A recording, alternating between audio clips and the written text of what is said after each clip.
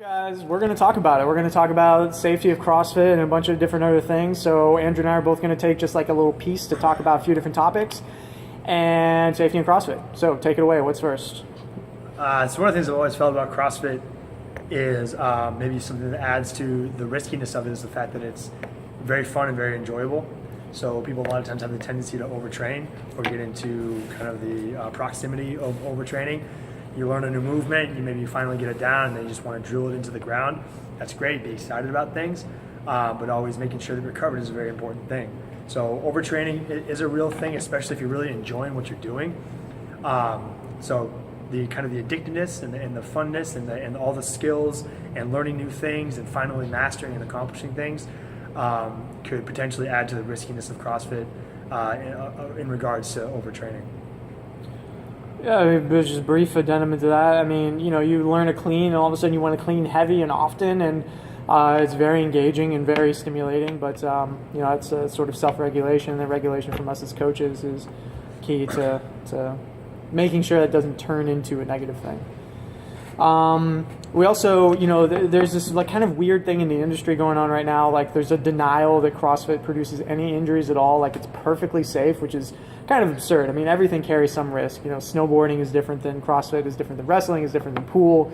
But setbacks do happen, and that happens in all elements of training. It doesn't matter what you're doing. If you're training something physical, rock climbing, snowboarding, swimming, there are going to be setbacks. And so first and foremost, we as coaches and then the athletes just need to admit that setbacks happen. So the worst thing you can do is just hide something from us. Like, we're never going to be mad if you think that you tweaked your knee doing something in here. In fact, it's kind of a weird conversation sometimes. Be like, so you tweaked your shoulder, your elbow, or whatever it is. Was it something we did in here? Did you sleep funny? Be like, no, it wasn't in here. It's like, well, it's okay if it wasn't here. I mean, we want to know that so that we can modify, we can regulate, we can find a path to success so that you can overcome that stuff and you don't get injured any further.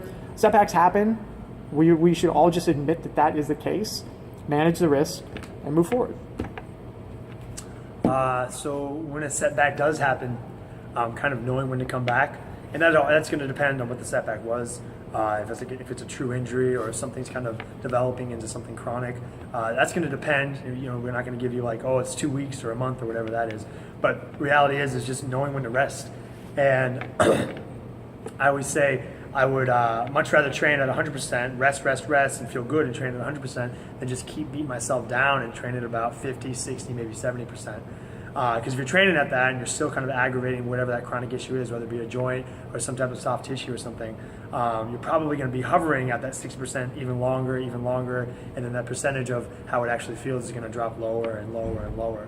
So feeling good when you're doing stuff is very important. It's going to make you want to do movements. It's going to help you do movements correctly, but also you won't be in pain when you do them. So training with your body feeling at 100% or close to 100%, even if that does take a couple months off or some weeks avoiding something, a certain movement, whatever it may be, 100% is going to be better than kind of constantly training at about 50, 60, maybe even 70%.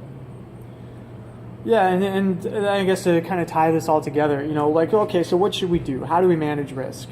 So the idea is, you train the fullest spectrum of stuff you possibly can, and if things don't work out or if the things become chronic, then we eliminate those things or we modify those things. And there are lots of people in here who don't do X. They don't run, they don't jump, they don't squat, they don't do things that put them in a compromised position because ultimately it's not worth it and we can get a perfectly good training response without said thing. And that's about communication between the coach and the athlete to make sure that the coach understands, the list of things that maybe aren't working out quite well, and then also the athlete to understand that whatever we're trying to do is for their best interest and to not, push it prematurely and that kind of thing. And just honest communication about what's going on and what feels bad and just working a solution so that you can continue to train, you can continue to get strong, you continue to be happy and understand that those setbacks are going to be there, but we just need to work intelligently around them so that things are good in the long run.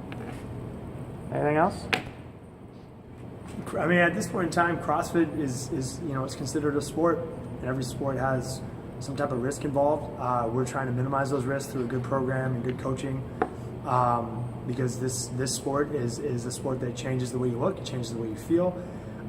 There's things to learn, so it can be very addicting and very fun, and we want to make sure that everyone stays as safe as possible when they're doing it. Yep. In summary, CrossFit is dangerous to the extent that it carries risks just like everything else, and it's our jobs as coaches and anybody who's watching this and anybody who's an athlete in the CrossFit environment to work together with their coach to help mitigate that risk and have a successful training path forward. I think that's all there is to it. Thanks for watching, guys.